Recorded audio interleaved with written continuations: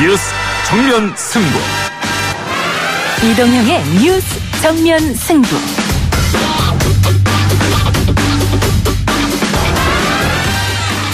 청취자 여러분 안녕하십니까, 이동형입니다. YTN 뉴스 FM 이동형 뉴스 정면 승부. 오늘 출연진 먼저 소개합니다.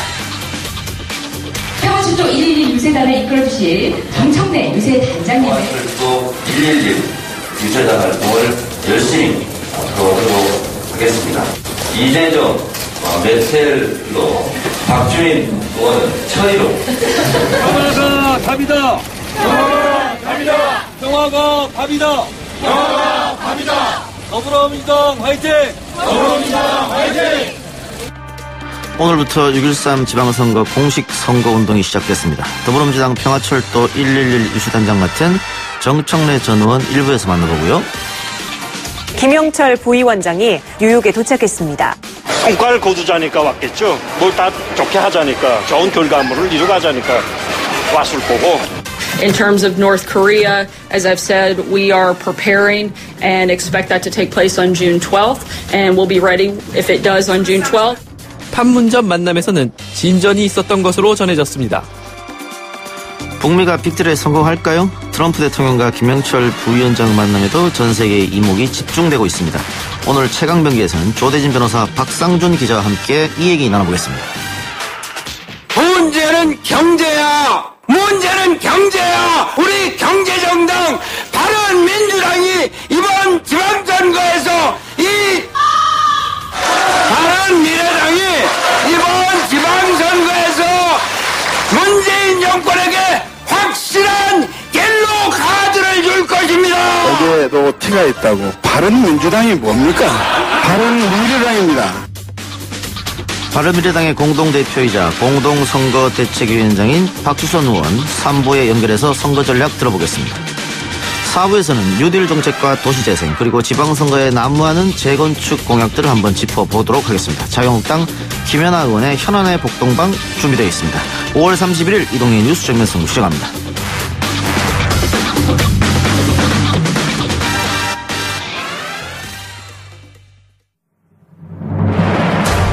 이 작가는 독하다. 이 작가는 거칠다. 이 작가는 솔직하다. 이 작가는 눈치가 없다. 그는 할 말은 한다. 할 말은 한다. 정치 오타쿠 이 작가의 독설. 뉴스 정면 승부.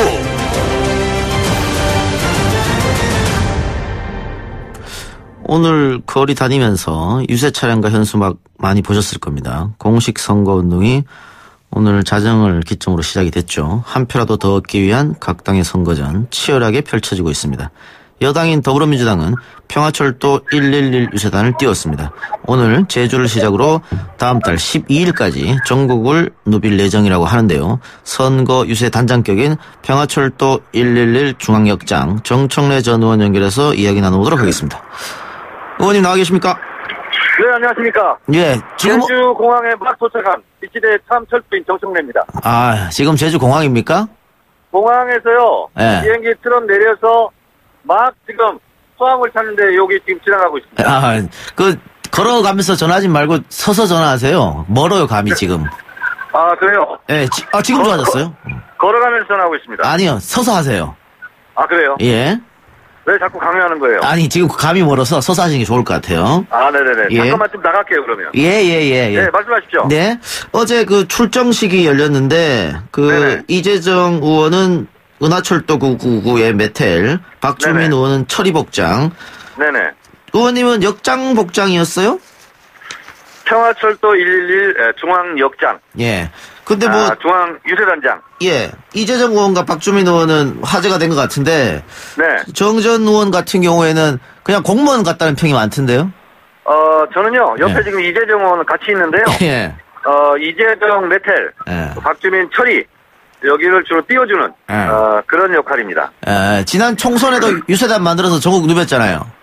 그때 더커 유세단, 예. 그때도 단장, 예. 이번에도 단장인데, 예. 단장 전문입니다, 제가. 지난 총선 때는 지금의 분위기와 달리 말이죠. 네네.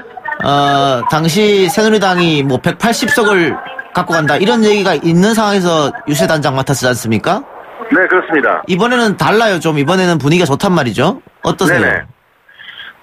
저희가 지금 아침 7시 50분 비행기로 울산에 와서 네. 송철호 후보 울산 시장 후보 거기 출정식에도 참여를 했고 그리고 이제 제주도로 막 왔어요. 지금 이제 문대림 제주도지사 후보. 근데 지난번하고 이번하고 좀 다른 것은 예. 선거운동원이라든가 당원 지지자들이 자신감에 넘쳐 흐르고 있어요. 아하. 그것이 가장 다른 점입니다. 그래서 조금 네. 장밋빛 미래가 보인다 이런 말씀이네요. 아무래도 특히 이제 울산 같은 경우는 지금 여당인 우리 민주당이 됐지만 지금까지 국회의원 한 번 나온 적이 없고 또 이제 예. 이상원 후보가 나와 있는데 예. 오랜만에 우리 당 민주당 출신 국회의원 그리고 가능성도 굉장히 높다. 이렇게 해서 굉장히 지금 고무되어 있더군요. 예. 지금 아까 제가 말했던 두 분 이외에 또 유세단에는 어떤 분들이 참여합니까? 네. 네네. 의원님. 네네. 지금 전혀 안 들리거든요, 전화가. 그래, 이제 잘 들릴 겁니다. 밖으로 나왔어요. 밖으로 나왔습니까? 네네네. 일단 청취자 여러분들 양해 부탁드리고 지금 제주 현지에서 인터뷰하는 중이라 전화 음질이 좀 좋지 않습니다. 네네. 지금 같이 하고 있는 분은 박주민, 이재정 말고 또 누가 있습니까? 지금 제주도에 이제 진선미 의원이 합류를 하고요. 예. 오늘은 이제 첫날이라 이제 각자 지역구 사정도 있고. 예. 지금 제 앞에 진선미 의원이 갑자기 나타났고요. 예. 홍영표 원내대표도 지금 나왔군요. 네. 그러면은 이분들이 별로 도움이 안 될 수도 있지만 왔군요, 그냥. 네. 그러면 이제 제주에서 각 지역으로 옮겨 다닐 때마다 시간 가능한 다른 의원들이 합류한다 이거죠? 그렇죠. 평화철도 111 유세단의 일정이 나오고, 그리고 12명이 지금 유세 단원이거든요. 예. 그래서 이 의원들이 각자 사정에 맞게 현장에서 결합하는 걸로 그렇게 됐고, 오늘은 박주민 그리고 진선미 여기가 유세 단원이거든요. 예. 그리고 이재정 그리고 저 이렇게 4명이 올 것으로 예상했는데 의외로 지금 홍영표 원내대표도 오셨고. 유세단 이름을 평화철도 111로 한 이유는 뭡니까? 평화철도 111은 마지막에 111이 있지 않습니까? 네. 남북이 하나 되자. 1. 남북이 하나 되고 평화를 일구고. 예. 그리고 일자리를 늘린다. 이런 뜻입니다. 네. 또 그래서 후보 기호 1번 이런 뜻도 있겠죠? 이것이 이제 평화철도 111인데 저희들이 바라는 것은 평화가 밥이고 평화가 답이듯이 1번이 답이다. 그래서 광역단체장도 기초단체장도 지방의원도 111로 뽑아달라. 그래서 평화로 가는 비밀번호 그리고 부자가 되는 비밀번호 이것은 111이다. 예. 이렇게 개념화했습니다. 방금 평화가 밥이다 이런 말씀하셨는데 네. 지금 바른미래당 같은 경우에는 바보야 문제는 경제야 경제 심판론 들고 나왔단 말이죠. 어떻게 보십니까? 네네. 바보야 경제를 망친 사람들이 그 사람들이야. 저는 이렇게 얘기하고 싶습니다. 예. 속지 마 이렇게 얘기하고 싶습니다. 그래요. 지금 첫 일정으로 제주를 선택한 이유가 있을까요? 첫 일정은 울산이고요. 지금 두 번째 일정이 이제 제주도에 막 도착했는데요. 예. 울산에서 저희가 한번 또 이겨보자 이런 것도 있고 또 지금 제주도가 좀 녹록지 않은 상황입니다. 네. 그래서 울산 찍고 제주도로 왔고 내일은 경상남도 창원 쪽으로 넘어갈 생각입니다. 그러니까요. 지금 말씀하신 대로 다른 지역, 그러니까 TK를 제외하고는 네. 제주도가 가장 힘들 상태가 아닌가 현 시점에서는 그런 얘기가 좀 나오고 있습니다. 제주도가 다른 지역보다 이렇게 승리를 낙관하기는 좀 어려운 상황인 것은 분명한 것 같습니다. 그래서 저희가 제주도에서 또 문재인 대통령이 4.3 추모 때 또 제주도의 도민들의 마음을 어루만졌듯이 저희도 오늘 와서 제주도민들께 따뜻하게 인사드리려고 왔습니다. 평화철도 111 유세단이 제주에 떴으니까 네네. 오늘부터 해서 좀 여론 지지가 바뀔까요? 판세가 뒤집혀지리라고 저는 생각합니다. 아무런 근거 없이 그냥 말씀하시지 말고요. 근거가 있는 것이요. 예. 이렇게 이렇게 유세 첫날 이렇게 당에서 중앙당에 신경을 쓰고 제주도를 계속 문재인 정부와 더불어민주당 중앙당에서 신경을 쓰겠다고 하나의 상징적으로 약속하러 왔기 때문에 제주도민들의 마음을 움직일 수 있다 저는 생각합니다. 원내대표도 함께 하니까. 네네네. 그러면은 오늘 내일 이렇게 이틀 제주도에 머무신 겁니까? 네, 그렇습니다. 여기서 1박을 하게 됩니다. 예. 그러면 제주도 민심 공략을 위한 어떤 공약, 맞춤 공약이라든가 유세 전략 좀 설명해 주시죠. 제주 4.3 항쟁에 대해서 국가 원수로서 처음으로 사과했던 것이 노무현 대통령이고, 예. 그리고 또 이번에 문재인 대통령이 4.3 기념식대에 오셔서 제주도 피해에 대해서 다시 피해 신고를 연장하기로 했다. 예. 제주도는 4.3을 떠나서는 말할 수 없거든요. 예. 그래서 그런 부분을 우리 정부가 책임있게 약속했고 앞으로 실행을 할 것이기 때문에 제주도민들에게 그것을 강력하게 호소할 생각입니다. 그러면 오늘 첫 지역이 울산, 그 다음에 제주. 네. 다시 경남을 거쳐가지고 마지막은 서울로 오는 건 그런 여정입니까? 내일은 경남. 예. 저희가 이제 고성, 창원, 그리고 김해, 김정호 국회의원 오셨지 않습니까? 예.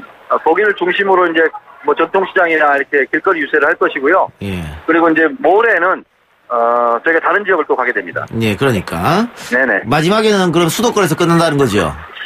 3일간은 지금 비워놨습니다, 일정은. 어떻게 될지 모르기 때문에. 네네네. 그럼 일단은 그 유세 초기에는 민주당이 전통적 약세 지역이라고 하는 PK 지역을 공략하는 거네요? 주로 그렇습니다. 그리고 이재정 의원 같은 경우는 이제 경상북도 대구 출신이라서. 예. 이재정 의원이 또 비밀 병기거든요. 예. 대구 경북에서는. 예. 그래서 내일 또 혼자 급파를 합니다. 이재정 의원을.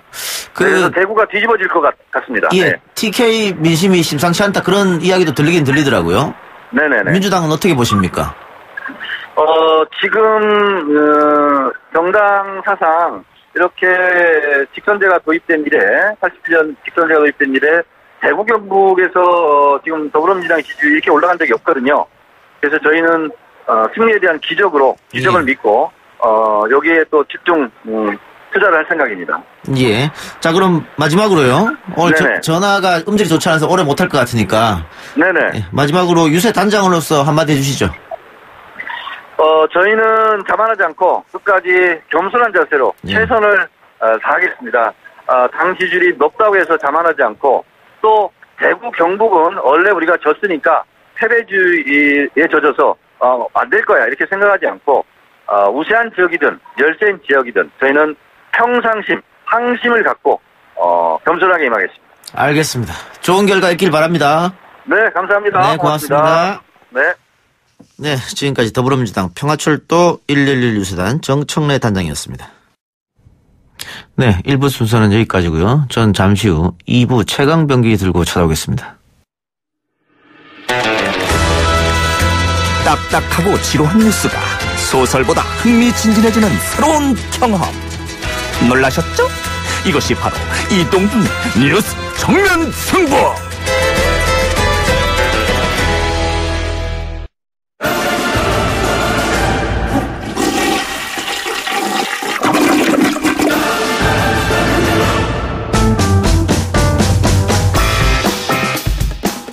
이동의 뉴스 정면 승부 최강병기 시작하겠습니다.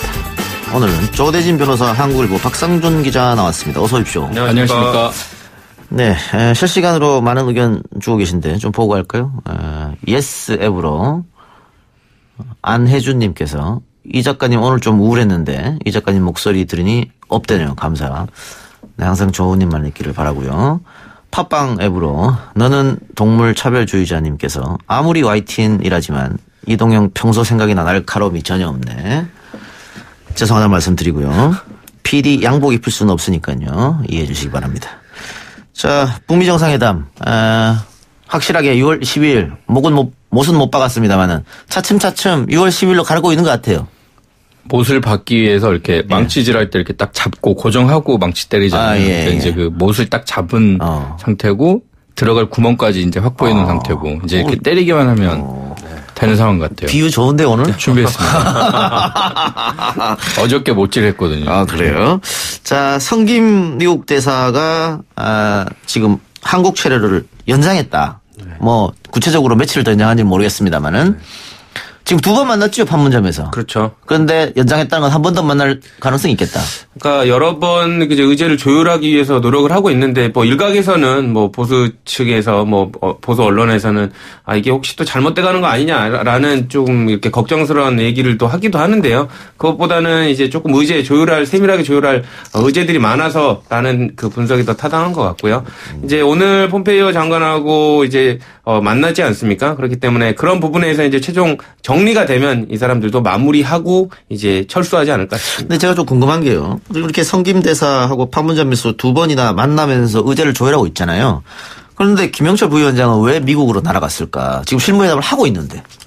시간이 없는 것도 있고 어느 정도가 합의를 할 중요한 부분은 어느 정도 합의가 된 게 아닌가라는 예상이 가능할 것 같고 제 생각에는 그러니까 사실 지금 폼페이오와 김영철 두 사람이 이 전체 협상에서 양 두 나라 협상팀의 팀장 역할을 한다고 치면 이제 지금 팀장이 미국에서 팀장들이 만나는 거기 때문에 지금 판문점에서 만나고 있는 실무팀이나 싱가포르에서 만나는 의전 담당하는 또 그 협상팀이나 이 두 팀은 결국 그 밑에 있는 하위 팀들이잖아요. 그러니까 팀장들이 이제 모여가지고 중요한 회담을 하기 때문에 제 생각에는 각 팀들도 이제 그 팀장들 만남이 어느 정도 마무리되고 끝날 때까지는 현장에서 일단 대기하는 그런 맥락이 아닐까 싶어요. 체류를 더 하루 정도 연장한다는 것이. 예. 네. 김영철 부위원장이 미국으로 갔으니까 뭐 폼페이오 장관 만나는 것은 기정사실 같고요. 트럼프를 만날 수 있다는 말은 나오긴 하는데 그러면은 트럼프가 뉴욕으로 와야 되는 거 아닙니까? 아니면은 파격적으로 김영철 부위원장이 워싱턴으로 간다?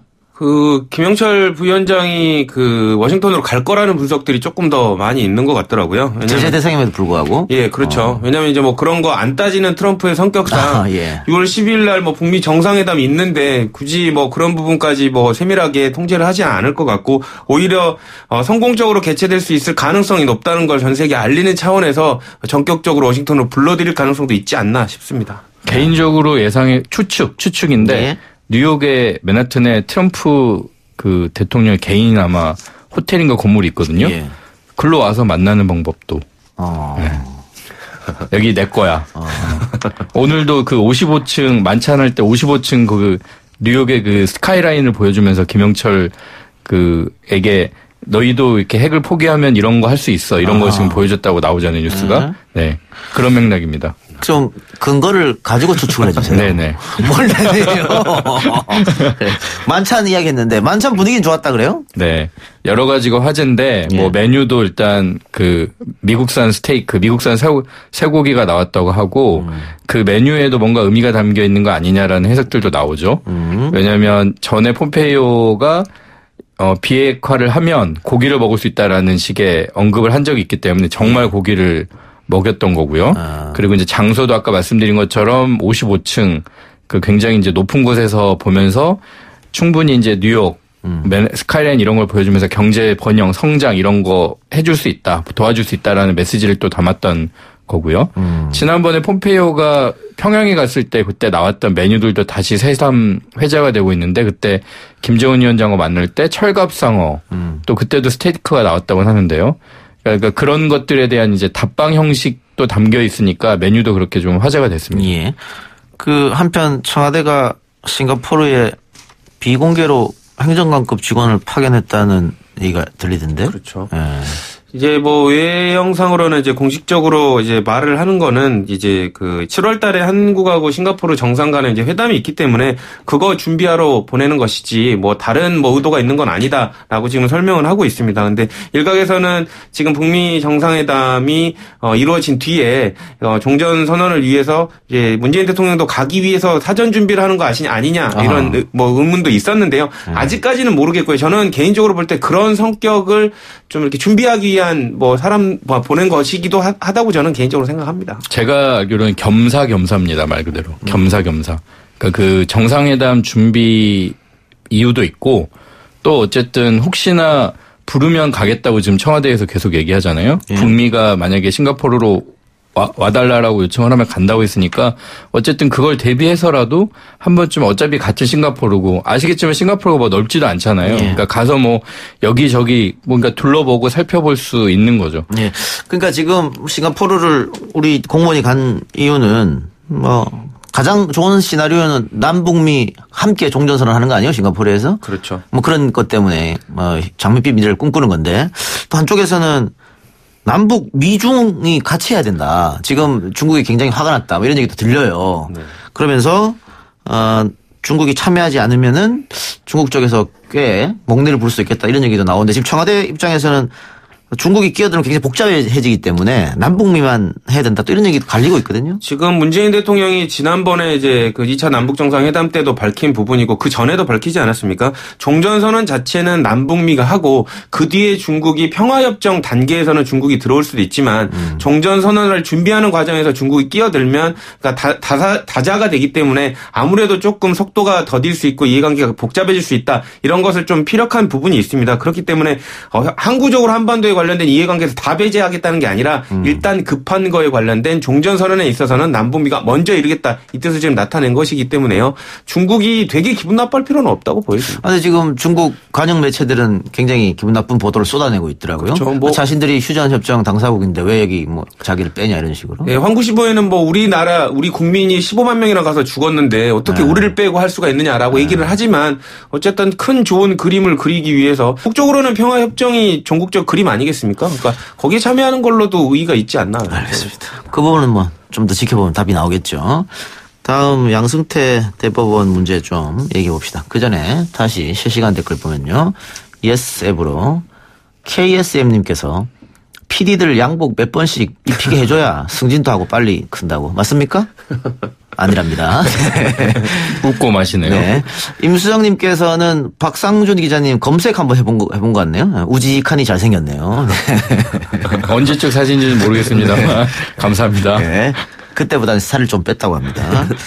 자, 오늘 양승태 대법원 이 문제에 대해서 그 김명수 현 대법원장이 국민 담화문인가요? 네. 발표했죠.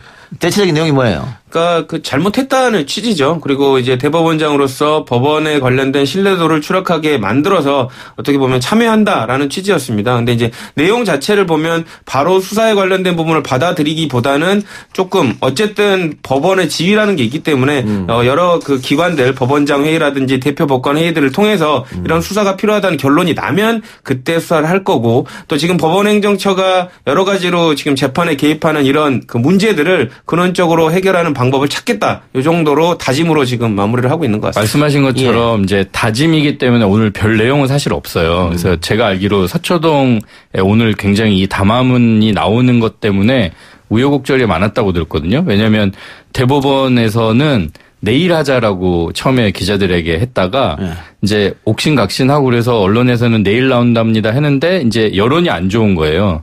이걸 왜 굳이 내일까지 그걸 끌고 가냐. 내용도 별게 없다는데 해서 이제 급하게 대법원장이 그럼 오늘 이제 하겠다라고 해서 오후 거의 3시 반 4시 다 돼가지고 이게 나왔거든요. 그러니까 정말 이거는 정말 급한 게 아니면 그 시간에 나올 수가 없어요. 그래서 내용들을 봤더니 좀 전에 변호사님이 그 평가했듯이 말 그대로 다짐인 거죠, 다짐. 그리고 결과적으로 핵심인 것은 결국은 그러면 어떤 사법적인 처리를 할 것이냐. 그렇죠. 그리고 지금 또 하나가 그러면 지금 조사단에서 조사했던 내용을 대법원장은 다 봤다고 돼 있지만 그걸 공개를 어디까지 할 거냐 이 부분인데 그 부분에 대해서는 명확하게 지금 얘기한 게 없고 의견을 더 들어보겠다. 라는 정도로 그냥 이제 좀 시간을 이제 좀 더 보겠다 이런 식이니까 사실 내용 자체는 좀 실망스럽죠. 예, 그러니까 별거 없다라는 평가도 있었고 박상준 기자 말처럼 핵심이 빠졌어요. 핵심은 사업 처리할 수 있느냐 아니면은 대법원이 검찰에 수사를 의뢰하느냐 이거거든요. 또 이 국민 여론은 그걸 원하고 있고 그런데 오늘 담화문 보면 최종 판단을 담당하는 대법원이 형사조치를 하는 것은 신중할 수밖에 없다. 그리고 전국 법관대표회의 등 각계의 의견을 종합해서 관련자들에 대한 형사상 조치를 최종적으로 결정하겠다. 그런데 이게 결국은 검찰 내부도 개혁을 셀프 개혁 맡겼더니 조직 보호하는 거잖아요. 대법원도 결국은 법관 의견이 아무리 그래도 다른 수사기관이 대법원을 수사하는 거를 환영하겠습니까? 결국은 조직 보러 가는 거 아니에요? 그러니까 모든 조직이 셀프 개혁은 불가능하다고 저는 보는데요. 예. 특히 법원 같은 경우는 뭐 저도 법조인이지만 대부분 다른 사람들, 다른 상황을 판단만 해왔던 사람들입니다. 그렇기 때문에 본인들의 판단에 있어서도 본인들 기준이 맞다라고 이렇게 우겨버릴 가능성이 높기 때문에 어느 때보다도 본인들이 잘못한 거를 확인하기 위해서는 어떻게 보면 이제 본인들 셀프 개혁이라든지 셀프 판단의 기회는 뺏는 것이 국민의 그 원하는 바하고 일치하지 않나 싶습니다. 특히나 지금 이 상황이 이렇게까지 가게 된 게 그 KTX 승무원들 관련된 판결이나 그렇죠. 그리고 여러 가지 지금 언급이 됐던 그런 판결들이 사실 당시에 거슬러 올라가 보면 다 사람들이 왜 이렇게 결론이 났지라고 고개를 갸우뚱거리고 이해하지 못한다는 그런 여론이 굉장히 많았던 거예요. 뭐 현직 판사들도 지록 임하 판결이다. 그런데 그걸 단 하나 사법부의 어쨌든 공정함. 그래도 어쨌든 대법원이 판단한 거니까 그것 때문에 다 덮고 그냥 넘어갔던 건데 그러니까 어떻게 보면 그 마지막 보루였다라는 게 결국 사법부의 대법원의 그런 어떤 공정함 이런 부분이었는데 그 부분이 지금 완전히 무너지기 일보 직전이기 때문에 어쩌면 이번에 이렇게 뭐 어떤 사법적인 처리를 맡긴다라고 할 경우에 이 여파는 앞으로 두고두고 남을 수 있기 때문에 지금 김영수 대법원장도 굉장히 좀 조심스러울 수밖에 없다고 생각이 들고 하지만 제 개인적으로는 웬만해가지고는 여론이 거기에 대해서 쉽게 수긍을 하진 않을 거라고 생각해요. 좀 전에 말씀드린 대로 그 마지막 보루가 지금 무너지는 거나 다름없기 때문에. 예. 또 더불어민주당은 그 오늘 재판 거래 의혹에 대해서 국정조사를 해야 된다. 정부 여당이 강력하게 들고 나왔어요. 당연히 해야죠. 이런 거 국정조사라고 국회를 만들어주고 국정조사권을 만들어준 겁니다. 왜냐하면 이제 뭐 삼권 분립하고 삼권 분립이 이제 혼동해서는 안 되는데 이제 국회가 그 견제하는 기능도 있지 않습니까? 삼권 분립에. 그렇기 때문에 사법부에 관련된 부분에 있어서 뭐 명확하게 문제가 있다면 국회가 그런 견제 차원에서 이런 부분은 국정조사를 해야 되는 부분이고요. 이런 부분은 사법권의 독립하고는 전혀 상관이 없다는 점을 좀 알아야 될 것 같습니다. 삼권 분립 사법부의 독립을 대법원 스스로가 흔들었는데 뭐. 그렇죠. 자기네들이 발등을 찍고 있는 거 이제 돌멩이를 뺏어야 되는 그 단계죠. 그렇지만 국회의원들도 또 누구 못지않게 또 이렇게 뭐 묻은 게 많기 때문에 그리고 사법부의 판단을 받아야 될 것들이 너무 많기 때문에 과연 국회가 얼마나 이 사법부에 대한 그 국정조사를 정말 제대로 할 수 있을지에 대해서는 조금 의문이 들긴 해요. 국회가 또 이제 남의 거는 또 되게 잘 열심히 하는 경향들이 있습니다. 아니 근데 자유한국당 같은 경우에는 자신들이 정권 잡았을 때 벌어진 일이잖아요. 그렇죠. 반대할 수도 있겠는데 국정조사? 맞습니다. 치부가 또 드러날 여지가 또 있죠. 네. 그리고 뭐 지금 뭐 자체적으로 수사를 의뢰하느니만 이런 얘기도 있습니다만 그건 별개로 양승태 전 대법원장을 향해서 지금 무더기 고발장이 지금 쏟아지고 있습니다. 그렇죠. KTX 승무원들 같은 경우에도 고발하겠다 뭐 이런 얘기가 있는 것 같고. 지금 법원 노동자들이 지금 뭐 1000명, 몇천 명이 해가지고 고발을 한 상태고요. 지금 대표 법관들 회의에서도 각급 법원들 위주로 해서 법관들 회의가 있거든요. 거기서도 이런 부분들은 창피한 일이다. 형사 조치, 그러니까 수사를 통해서 이루어진다 얘기가 나오고 있기 때문에 지금 뭐 고발장이 들어간 것보다도 뭐 상응하는 고발장이 더 접수될 가능성도 꽤 있어 보입니다. 여기에 오늘 키코 있죠. 키코 피해기업 대책위에서도 오늘 기자회견을 하고 마찬가지로 양승태 전 대법원장에 대해서 고발 조치를 했거든요. 예. 그러니까 여기저기서 지금 이제 본물이 터진 거죠, 지금. 예. 그 팟빵 앱으로 K2KT님께서 그놈의 다짐은 나도 매년 새마다 한다. 몇십 년 다짐해봤지만 다이어트 성공 한번 못했습니다. 이렇게. 그 아까 김영수 대법원장의 다짐 그걸 비판하는 그린 것 같은데요. 지금 KTX 해고 승무원들이 어제 대법원장 비서실장을 만났죠? 김한수 부장입니다. 네, 만났는데 재심 청구를 해달라고 그랬습니다. 가장 안타까운 게 이 KTX 해고 승무원들 같아요. 1심, 2심에서는 승무원들 승소. 누구나 다 고개를 끄덕이는 판결이었는데 대법원에서 뒤집어졌단 말이죠. 그러면서 이 사람들이 받았던 1억 원 이상의 돈을 이미 다 써버린 걸 토해내라. 이자까지 붙여서. 네. 그래서 또 한 명의 안타까운 우리 승무원분이 그것도 어린 딸을 두고 있는 승무원분이 스스로 목숨을 끊는 일이 벌어졌단 말이죠. 그래서 지금 이분들이 요구하는 것은 직권으로 대법원이 당신들이 잘못한 거니까 재심을 해달라. 근데 이게 대법원 판결이 난 건데 이게 가능합니까? 일단 지금 KTX 해고 승무원들이 요구한 직권 재심이 민사 소송에는 규정이 없습니다. 이게 직권 재심이라는 거는 형사 소송에서 실체적 진실을 밝히기 위해서 형사에만 있는 규정인데요. 물론 이제 직권 재심은 아니지만 재심이 민사 소송에는 가능은 합니다. 근데 이제 당사자가 청구해야 된다는 첫 번째 요건이 있고요. 두 번째로는 재심이 가능하다고 하더라도 이제 그러니까 재심이 가능하다는 거 하는 것은 이제 법원에서 허락을 해줘야죠. 그래서 재심이 가능하다고 하더라도 재심이 이게 그 이유가 있다라고 판단되기 위해서는 그 재판에 관여한 법관이 그 사건에 관해서 직무에 관해서 범죄를 저질렀을 때를 또 입증을 해야 되는데 이런 게 참 입증하기가 어렵기 때문에 그러니까, 예. 재심이 가능해도 어려운 상황입니다. 그동안 재심하면 이제 예를 들면 군사정권 시절에 인권 탄압이나 민주화 인사들에 대한 뭐 탄압 이런 부분에 대한 어떤 법원의 사법부의 판단에 대해서 시간이 한참 지난 다음에 이제 민주화가 된 다음에 거기에 대해서 이제 다시 재심을 하는 경우는 종종 있었지만 불과 몇 년 안 된 이런 상황에 그 판결에 대해서 재심을 한다라는 거는 상당히 부담이 되긴 할 것 같아요. 하지만 지금 국민 여론이 이만큼 왔기 때문에 이걸 덮고 갈 수는 없다고 생각이 들어요. 그럼요. 우리가 뭐 좀 이상한 판결이 나더라도 이해 못하는 판결이 나더라도 사법부의 판단은 존중한다는 얘기를 항상 하지 않습니까? 교과서처럼.